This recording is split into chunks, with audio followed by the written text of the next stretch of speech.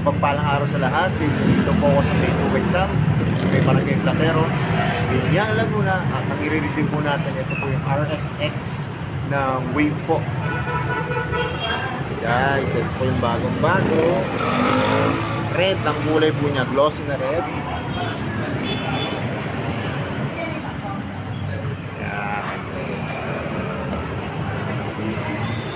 Tara guys, simulan na natin itong review. Guys, ito na po yung bagong model ng Wave. Ayan, RSX. Guys, 110 po ang ano nito, CC. Simulan po natin itong review. Guys, naka-drum brake po siya. Ang sukat ng gulong niya ay 70 by 90, 17 po. Ang gulong nito, ang tatak ay Shenzhen tire. Tube type po to. Saka drum brake po siya. Pero guys, meron itong nilabas na mags. Yan. Ang available po ngayon dito sa Duexam, ito po, spokes. Kita nyo naman yung spike ng gulong. Ganda po, makapit to. Kanyang fender, glossy na red. Yung mukha po niya, ito po yung headlight, halogen po. Yung kanyang magkabilang signal light ay bulb type. Ito po yung kanyang park light. Ayan, bulb type din po. Sa decals naman po, ganito po. Minimal lang po yung decals niya. Saka guys, FI na po ito ha. Yung kanyang likod na gulong, ang sukat po ay 80 by 90, 17 po. Drum brake din po siya. Guys, oh, kita nyo, ang ganda. May ano na siya, chain cover. Ganda. Parang ano to, pinaghalong vintage look ng Wave po, saka yung modern look ng Wave. Ito po yung kanyang rear shock. Yan, matte gray. Swing arm nya, glossy na black. Tapakan ng angkasan. Ganda oh. May sarili siyang bracket, tapos rubberized. Kanyang muffler. Laki po. Heat guard, bearings. Ito po yung kanyang tail light, bulb type, pati yung magkabilang signal light niya ay bulb type din po. May reflector po dito para kita tayo sa gabi. Ito po yung kanyang fender. Yan, malaki rin po. Na may decals dito na Honda. Saka guys, itong grab bar niya, nagugulat ako, kaparehas ng ano, kung kayo'y gumagamit ng Honda Wave na kagaya ng akin, yung Alpha na 110. Ayan, parehas po siya. Ganitong ganito, kaya yung mga walang punong ganito, naghahanap ng ganito. Kung sakali pong may available parts na po, yan, pwede po ito. Pati, guys, itong upuan nito, napansin ko, parang kaparehas ng akin. You know, pati yung laki niya. Kaya sana nga po magkameran po ng available na ano nito. Pero syempre pagka Wave kasi marami pong nilalabas na parts to. Eh, ngayon po nag-upgrade sila. Malamang to lalabas ng mga to. Magiging ibibenta na po sa mga kasa. Yan, ayos na ayos po yan. Magandang balita po yan para sa mga user na kagaya ko ng Honda Wave Alpha na luma. Saka itong chain cover niya, malay natin, baka sukat po ito sa atin, no? Diba? O, pogi ang ating ano. Pero balik tayo dito sa review. Ito po yung kanyang engine, matte black, na may naka-engrave na Honda. Yung kanyang gear pedal, chrome plated, side stand at center stand, glossy na black. Ito po yung kabilang side. Ayan, ang ganda po ng kanyang kickstart po. Vintage na chrome plated lang po. Brake pedal, chrome plated din po. May decals po dito na Honda. Ito guys, sa manubela, ayan o, ito nyo naman, simple lang po, pero napakaganda po. Ito po yung mga function: high and low, kusina, signal, electric start. Kagandaan nito guys, ito po may electric start, saka may kick start. Yun lang guys, wala siyang abang na switch. Kaya kung magpapalagay po kayo ng switch, talagang magbubutas po kayo.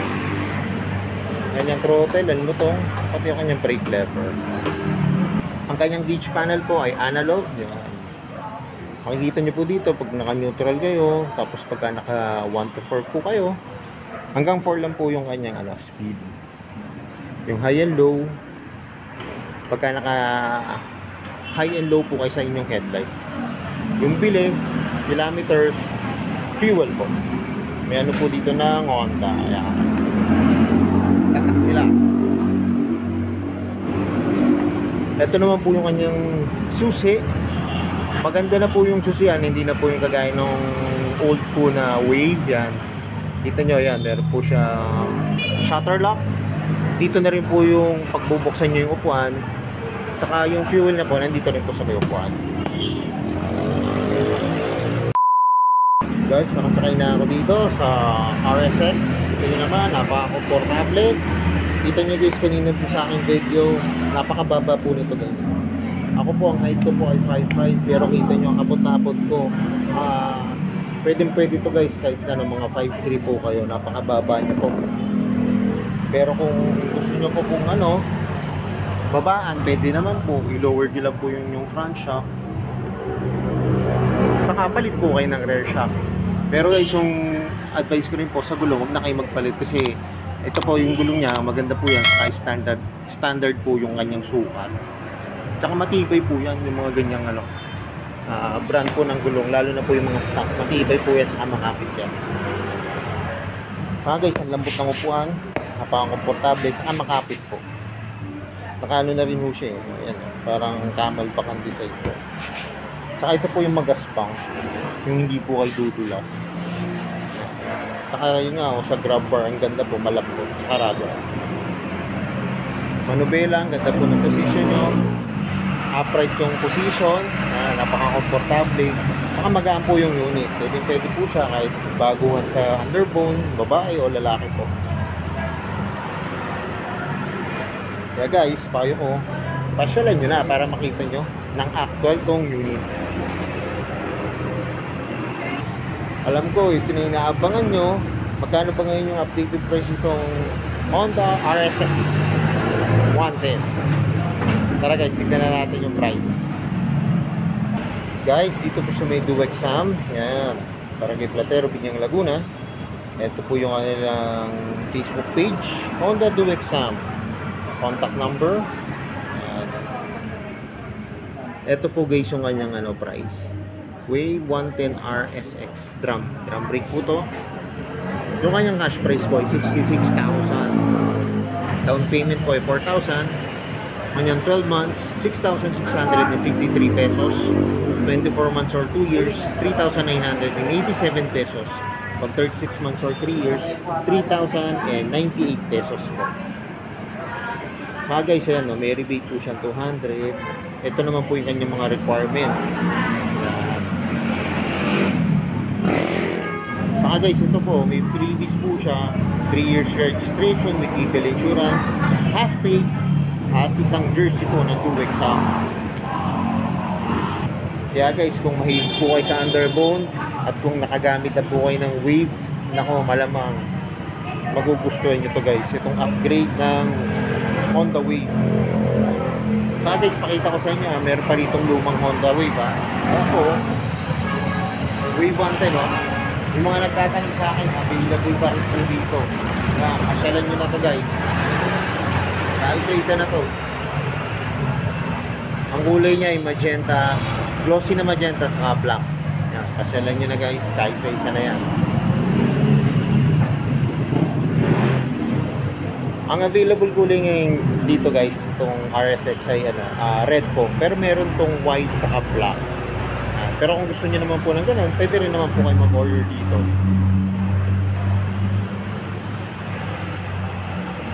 Saka guys, mas maganda po, mapuntahan nyo po, makita nyo ng actual unit para mas ma-appreciate nyo po siya. So yun guys, hanggang dito na lang. Kung bago lang po kayo sa aking YouTube channel, subscribe naman po at pahit ng notification bell para upload po kayo sa aking mga videos. At salamat nga po pala dito sa Medyo Exam. Yan guys, ang nare-review ko po yung mga at dami po may available dito.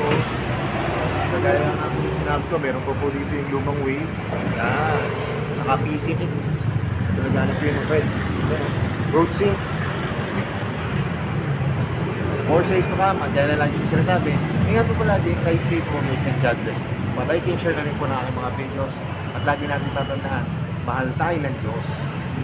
Bye-bye!